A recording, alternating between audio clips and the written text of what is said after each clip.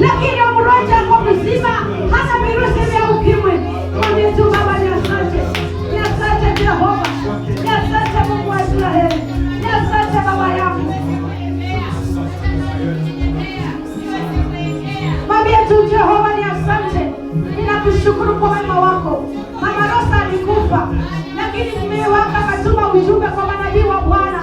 Alipotuma ujumbe, iliporudi akamwambia, akawa amejimbiwa, akaambiwa it is well.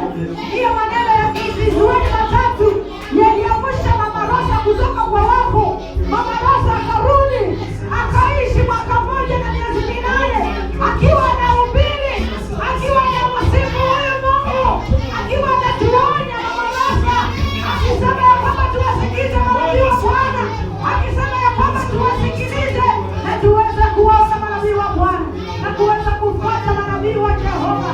Ninakuomba Bwana, asante Mwokozi wetu Yesu, asante Mungu wa majeshi, asante Jehova, kwa kuwa wewe ni Mungu, kwa kuwa wewe ni mtakatifu mwenye uwezo, kwa kuwa wewe ni Mungu mwenye mamlaka. Ni wewe tu Baba yangu. Oh, Baba ninasema ni asante.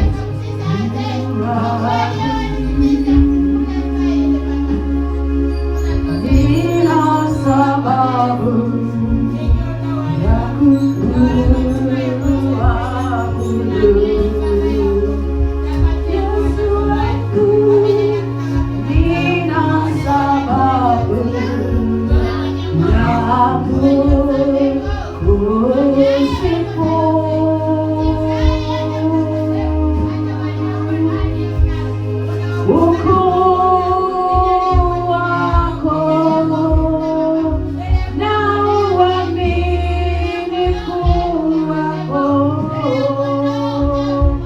Ni sababu ya kukuabudu.